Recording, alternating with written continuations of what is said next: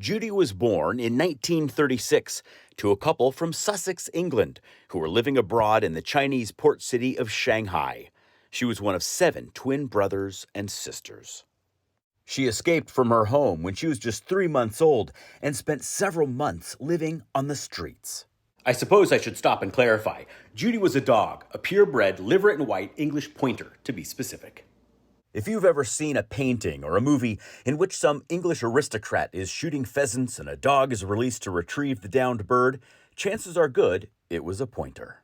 And this particular pointer became one of the most famous and unlikely heroes of the Second World War. Judy was rescued from the streets by the crew of the HMS Nat. Not exactly an intimidating name for a Royal Navy gunboat patrolling the Yangtze River. The crew wanted a ship's mascot, a morale-boosting tradition on British naval vessels since the 18th century, and Judy was that lucky dog. She was a hit with the men, not just because they enjoyed having a pet on board, but also because she became an invaluable member of the crew. There are numerous incidents noted in the ship's logs about how she warned the Nat's crew to the presence of river pirates who were hiding in the darkness and preparing to storm the ship.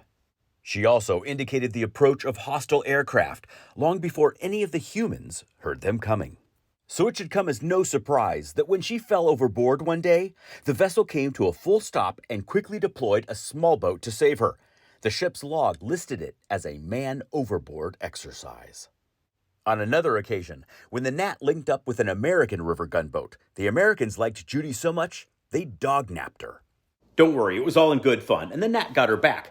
But that wasn't the only adventure she had on a foreign naval vessel. Later, after the Nat crew ran an exercise with a French gunboat, Judy was found to be pregnant. The crew held a wedding ceremony for her and Paul, the mascot of the French gunboat. Judy was also an asset to away parties. On one shore outing, she pulled an inattentive sailor away from a leopard waiting to pounce. But her off-boat privileges had to be revoked when she and 2 of the Nat's sailors were confronted by hostile Japanese soldiers. When one of the soldiers leveled his gun at the dog, one of the British seamen shoved him into the river. When World War II broke out, many of the Nat's crew were transferred to the HMS Grasshopper, yet another uninspiring name for a gunship, and deployed to the British base at Singapore. In February of 1942, the Japanese military attacked British-controlled Singapore and forced the most significant surrender in British history. The HMS Grasshopper was at sea, providing anti-aircraft fire, and had to flee toward the Dutch East Indies. It never made it. Japanese planes attacked the ship, dropping several bombs. 3 of those bombs hit the Grasshopper, peeling open its hull. As the ship began sinking, the captain ordered all hands to abandon ship. It wasn't until the crew got ashore on a nearby island that they realized Judy wasn't there. One of the enlisted men returned to the sinking ship and found Judy below decks, pinned beneath a row of collapsed lockers. She was soon reunited with the rest of the crew on the beach. There, Judy once again began proving her worth, protecting the survivors from snakes and even digging in the sand to expose a freshwater spring, saving the lives of the men who were desperate for fresh water. Nearly a week later, the men were rescued by a small Chinese cargo ship and taken to Sumatra, where they hoped British forces were still in control. But those forces were in Padang, on the other side of the island.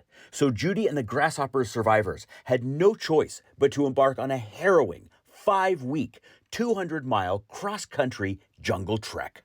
Once again, Judy proved her worth, saving the men from a tiger attack. And while she survived that encounter unscathed, she was not so lucky during a chance encounter with a crocodile, which tore into her shoulder. The crew used their valuable first aid supplies to patch her up and continue on. When they reached Padang, they found that the British had evacuated just days earlier, and the Japanese now controlled the entire country. On March 18, 1942, the British crew were taken as prisoners of war. The men smuggled Judy into the camp with them, hidden in the transport truck beneath sacks of rice. She might have been better off if they just let her go.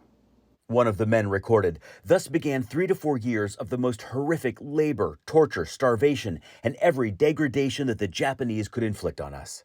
Leading aircraftsman Frank Williams adopted Judy and kept her alive, feeding her from his own meager ration of rice. Somehow, Williams managed to convince the camp commandant, who he said was frequently drunk on sake, to register the dog as an official prisoner of war, the only dog in the Second World War with that distinction. Judy continued to look after her crew, barking to alert the prisoners of the presence of dangerous snakes and scorpions or approaching guards. She was able to get outside the camp's fence and would return with freshly killed rats, snakes, and even monkeys. It was the only meat Williams and the others had in the camp. In June of 1944, the Japanese rounded up the prisoners and put them aboard a troop transport to relocate them to another camp. Williams smuggled Judy on board in an empty rice sack slung over his shoulder. For hours, he and his fellow prisoners were made to stand on the deck in the searing heat and humidity. Judy never once moved or made a sound. Later that night, a British submarine, not knowing the Japanese ship was carrying more than 700 captured prisoners of war, fired a torpedo straight into it. The ship immediately began sinking. Below decks, Williams pushed Judy out of a porthole and into the oily, burning water below. The opening was too small for Williams to escape through, so he had to fight his way topside, eventually managing to escape the burning ship. 500 of his fellow officers and enlisted men were not so lucky. Williams was recaptured and placed in yet another POW camp. He had no idea what happened to Judy. And then extraordinary stories started to circulate through the camp amongst the others who survived the sinking. They told of a dog that purposely pushed wood and other floating debris toward drowning men for them to cling onto. Judy was still saving lives. Later, back on dry land, a Japanese officer was about to shoot Judy when none other than the drunken commandant from Williams's previous camp recognized the animal and stopped him, allowing Judy to be loaded onto a truck bound for one of the Japanese POW camps. The same camp, it turned out, at which Frank Williams was a prisoner. They were reunited. Williams and his fellow POWs were put to work building a railway track through the jungle, think the bridge on the River Kwai, and the Japanese guards liked having Judy around because, as before, her barking alerted them to dangerous wild animals in the area. But Judy was changing. The war was taking its toll on her, too. No longer a healthy and affectionate dog, Judy was now skinny, aggressive, and more feral every day. When she began trying to bite the guards, they chased her into the jungle, shooting at her. She later snuck back into the camp, bleeding from where one of the Japanese bullets had grazed her shoulder. Williams treated the wound as best he could, but when the guards found she was back, she was given a formal death sentence. Luckily for everyone, that's when the war ended. The Japanese abandoned the camp, and the prisoners were set free. Soon, the prisoners and their dog, once again smuggled aboard a ship by a handful of men who owed her their lives, were sent back to England. Williams set Judy up with the ship's cook, who made sure she was fed well. The captain found out that Judy was on board just a few days from their dock in Liverpool, but Williams managed to turn his anger to begrudging acceptance. Judy had to get special permission from British authorities to disembark and had to be quarantined for 6 months, an expensive proposition that Williams, who visited her weekly, couldn't afford. But people heard of Judy's plight and sent in donations to cover the cost. When Judy and Williams had both regained their strength and their weight, they moved to London. There, Judy was awarded the Dickon Medal, the animal equivalent of the Victoria Cross, Britain's highest and most prestigious award. She was also enrolled in the Returned British POW Association, the group's only non-human member. She became something of a celebrity, interviewed on the BBC and featured in special live shows. Williams and Judy spent the year after the war traveling the country and meeting with the relatives of POWs who had not survived. After he was released from service, Frank Williams moved to work on a farm in Tanzania, East Africa. Judy, of course, came with him. She died 2 years later, in 1950, at age 14, after complications removing a tumor.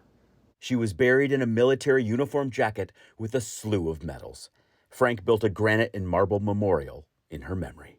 In 2006, her collar and Dickon medal were put on public display at the Imperial War Museum in London, a gift from Alan Williams, Frank's son. Stay curious, my friends.